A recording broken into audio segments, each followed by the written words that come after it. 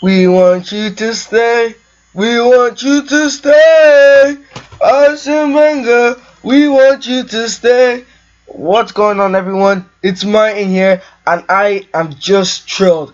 Sorry this video is coming out 2 days after the match, but I just wanted to see all the pundits analysis and everything, and there's been a lot of that and a lot of different views from everybody that I've actually talked to, and that supports Arsenal and Chelsea and blah blah blah, things like that. But we are going to get straight into the match. We'll talk about the main talking points, where it all kicked off, where it all went wrong for Arsenal, and how Chelsea won the game. So in the first few minutes of the game, Chelsea, we didn't start poor, but like we were a bit lackadaisical, giving the ball away. We could have conceded in the first like 3 minutes when Courtois gets it and passes it too casually to, I don't even know, David Luiz or Aspilicueta. I was in between them. David Luiz slips, also gets sick, he's in, but Gary Cahill gets back, gives it off the Iwobi, and Iwobi like kind of scuffs it, and it bobbles wide of the post, and that was just the start. That was a warning for Chelsea. Arsenal started strong in the game, started pressing, and they pressed well, and then Chelsea got back into it, and both teams were actually playing very well at the start. The game was actually a very good game, to be honest. Arsenal didn't play bad, but Chelsea just played better in every single position, and that's very, very disappointing to hear for if you're an Arsenal fan. But I'm not an Arsenal fan, so I do not care. So the first goal came, brilliant play. The first goal was a brilliant play. Hazard gives it and plays it wide into was it Victor Moses? Victor Moses plays it down the line to Pedro. Pedro crosses it into the box. Walk across, first time cross into the box.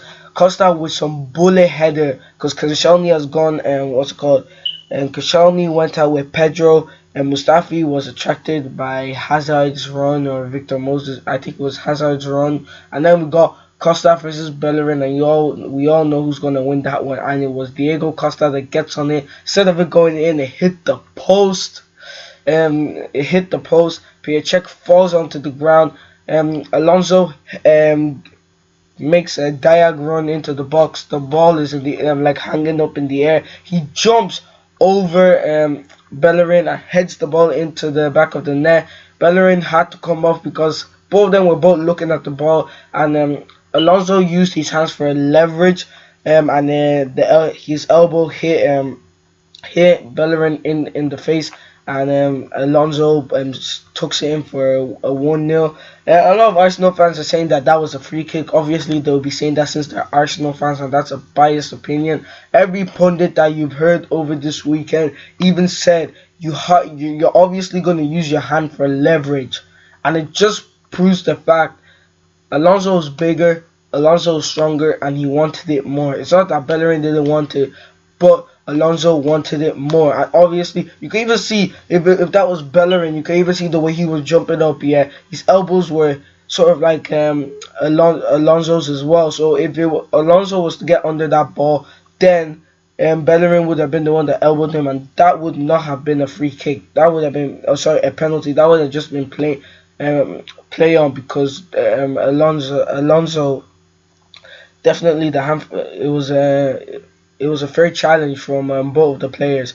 But the thing that really pissed Arsenal fans off for that first goal and everyone else is that Theo Walcott, such a lazy little cunt, spots Alonso. Alonso makes the run, and literally when the ball hits off the post, he decides to run back, and he's in a good position, but then he decides to stop, stops and lets Alonso go past him. He's never gonna beat Alonso in the air, but he could at least put the guy off or try and block him. He left Bellerin alone. Bellerin, he got two bigger, badder, faster people than not faster, but bigger and stronger people, more hungrier people than Bellerin, blah blah blah, things like that. He's hardly gonna win the ball in the air. 9 times out of 10, he does not win that ball in the air. Theo Walcott needs to help him out, and he doesn't do that. He does not do that, and that actually, it was just the start of everything else that was gonna come. That was in the match, and everything that Chelsea did right and Arsenal did absolutely wrong. So Bellerin went off and Gabriel came in, and instead of Wenger to do the smart thing and put scroll down Mustafi onto that right back and Gabriel is centre back, because Mustafi plays there for Germany. Gabriel is not an actual right back. Mustafi isn't either, but he'll be more familiar with that role than Gabriel would. Because I remember in the last game against Watford, he got teared to bits by Niang. And by Niang, that just signed from AC Milan, he absolutely done the fella. Absolutely finished. And that was just a bit of pace, a bit of skill that finished him. When Hazard got that ball, started running with it, Hazard absolutely destroyed the guy. No, Gabriel, oh my god, it was hard to get into the flow of the game for him. He's a centre back, not a right back, so it was definitely not his fault. It's Arsene Wenger's fault, and he has to take responsibility for that. Arsenal did ease their way back into the game late on in the first half. It was good play from them. Also gives I believe gives the ball to Oxlade-Chamberlain. I think it was Oxlade-Chamberlain. He plays a little dink ball into the box, and out of all players is Gabriel, and you expect him to be finishing. Instead of him to head it down or to head it left or right where the keeper can't save it, he heads it straight at the guy. I thought it was like, what a save. I thought it was like, what a save. But when I saw that game, I was like, what the hell? I was like, thank you, because if that went in, then everything might have changed. Everything just might have changed in that second half. But that didn't go in, and it made Courtois look better than the actual save was. And they were all like clapping, yeah, applauding, blah blah blah, things like that. All these pundits and stuff like that, and they were all like, "What a save, blah blah blah." It wasn't really that. It was a good save, yeah, but it's a save you're being expected to make. And then there was another chance that they had with what's it called? I believe Oxlade-Chamberlain was involved in this one as well. Puts the ball in, comes out to him, passes it to Coquelin. Coquelin fakes the shot, puts it over to Ozil. Ozil on his left foot, cuts inside, has a pop, but it's an easy save for Courtois, and it went in 1-0 Chelsea. At this point, I wasn't fearing that we could concede the goal. I knew we would get that second goal. I knew that we would get that second goal before they scored. I just had that little thing in my mind that thought, yeah, definitely, if we get that second goal, the game is over. We tried to get in the first half, but we couldn't. In the second half, we did just that. And who would you guess but the man himself, the main man? Big up Eden Hazard. What a goal this was. Oh my god. He does everything right, and he makes all of them look like a bunch of ham rolls. All of them look like a bunch of ham rolls when Hazard got that ball. First of all, Coquelin does this stupid flick. Hazard intercepts it back to, I don't even know who the defender was. Who cares who the defender was? Gives it to Hazard. Hazard did all the rest himself. Gets past Koscielny and Mustafi, nuts Koscielny, and Coquelin tries to take him down. Man was like a ballerina flop. He spin like 360, not even 360, 720, spin twice like a ballerina, but he flopped that. Hazard just tells him, bitch, get off of me, and then keeps on going.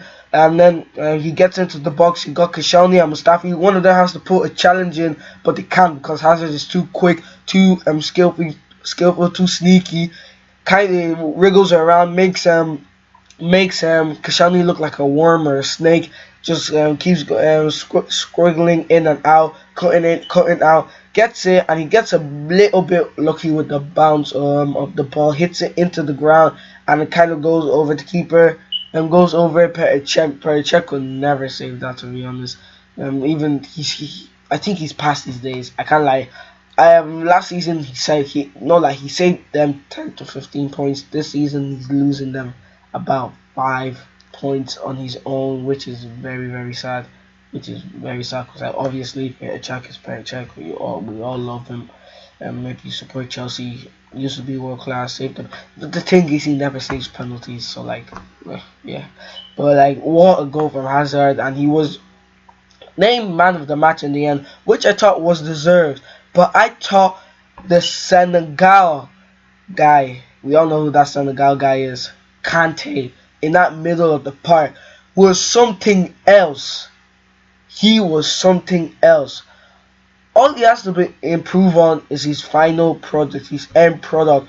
A few times he got the ball high up the pitch and he didn't know what to do with it and made a few sloppy decisions and blah blah things like that. He can improve on that, and if he improves on that, then he is a proper box to box midfielder. Because definitely the size takes away blah blah stuff like that, but he made Ozil look smaller than him, which is hard to do. It's very hard to do. It's very hard to do because Kante is tiny. Kante is actually tiny, but he made Mesut Ozil look smaller than him. If you haven't seen that meme, you better go and check that meme out. Kante is massive and he makes Ozil look like a, oh my god, like an insect, a tiny insect. Kante for me should have got man of the match. Hazard deserved it as well. Hazard got it in the end. The third goal, oh my god, double agent Peter Cech playing for Chelsea and Arsenal, but he obviously cares more about Chelsea, so he gives us a goal. And would you have guessed he has to give it to Fabregas. Just has to give it to Fabregas. Conte makes the changes, takes off Hazard, takes off Pedro, brings on Fabregas, brings on Willian. Fabregas didn't even have to do anything. Like 2 minutes later, it was like a casual who was actually? I believe Gabriel or Koscielny throws it back to to Peter Cech. Peter Cech casually passes it into the path of Fabregas, and Fabregas literally chips it over the keeper with a touch and a chip, and it went in, and the way it just went in first time, no bounce, no nothing, proves that he has the best technique in the league. For me, Fabregas, the best technique in the league, better than Ozil's, better than any other player you think of. He's just brilliant. And then the fact that we're keeping a player like Fabregas out of the team, he's only getting about 20 minutes each game, is a mad thing with Matic and Kante in that midfield, and they're just doing everything that they want.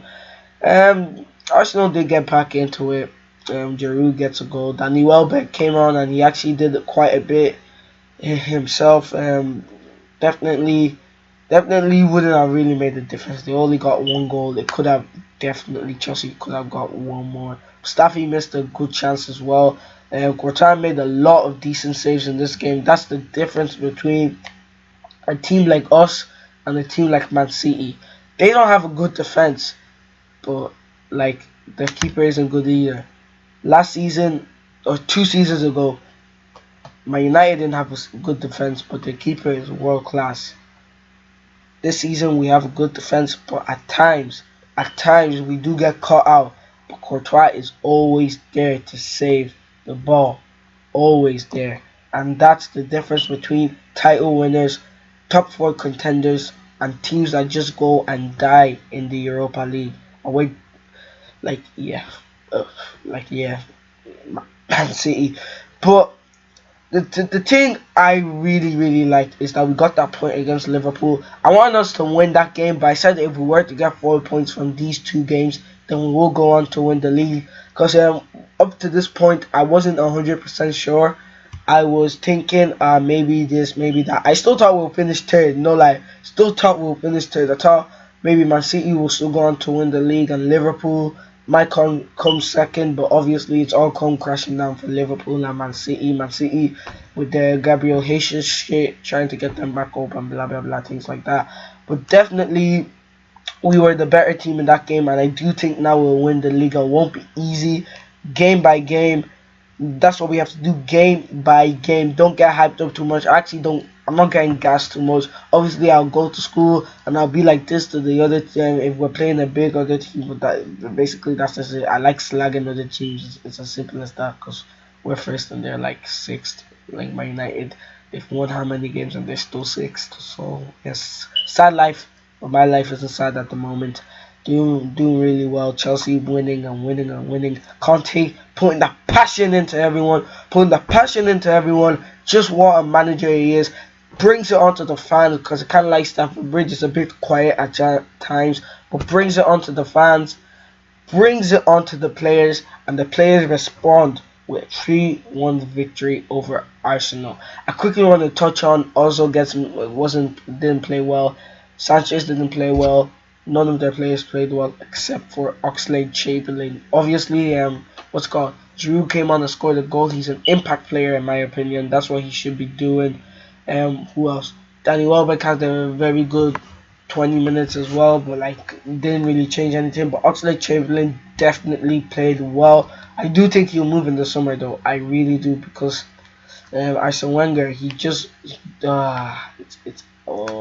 takes players out when they're doing really well, and it's not good for confidence. And you've seen that a few times this season with players like Chamberlain, that if he plays well one game, he'll go out the next game because Arsene Wenger already has his team planned for the next game, instead of thinking about right now in the present moments of the game about how Oxlade-Chamberlain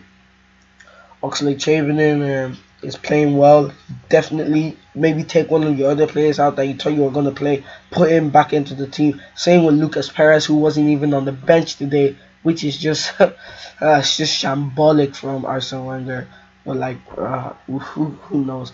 I want to talk more. I actually really do. I don't know if that I should do this in a separate video or right now. I think now I'm doing it right now. Gary Neville actually noticed Arsenal fans TV, the biggest TV show on YouTube. What? Oh my god! When I was watching what's it called, after the Leicester versus Manchester United game, he starts talking about Arsenal fan TV thing. He said the Arsenal fan TV thing and how all of them are embarrassing. He said embarrassing, and he has a point. He has a point. The way that they slag off Arsene Wenger is a bit over excessive. TY is lip sync. I don't care. Ty is lip sync Arsene Wenger. He just wants to fuck Arsene Wenger. If his wife was getting laid by the guy, he'll be like, let's do a threesome right now. He does not give a shit. He'll stay behind that manager all the time, but the rest of them, DT, oh my god, he hates that manager. Oh my, he hates him so much. You have to understand, this guy, he's 67, he's old, and he's a human being. That's the thing that people forget about football. These guys are human beings. They have emotions.